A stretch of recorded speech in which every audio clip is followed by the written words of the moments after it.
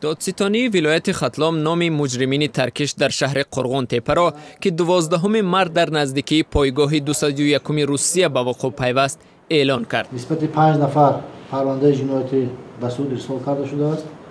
حسن شریف جان زاکر، رجب جان زاکر، فیضی روشن، امیر خواجاєв رستم، سعیدov صدیق.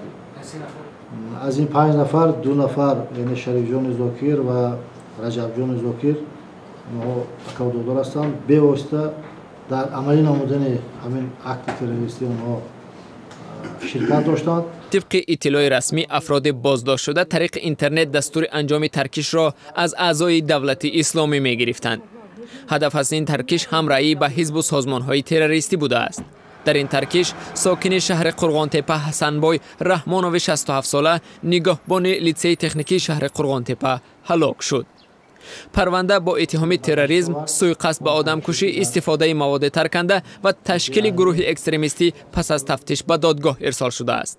دادستانی ولایت ختلان از این بیشتر در رابطه با این قضیه شرح نداد و همچنین نگفت که این افراد به کدام گروه شامل هستند و با چه هدف این ترکش را سازمان دادند. از اون سبب که در حدود شهر قرغون تپه است ما حجت گذاری کردیم و با نظر داشت جنایت مخصوصا وزنین و همزمان خفناکی بلند جمعیتی داشتن، توجه بلند جمعیتی داشتن،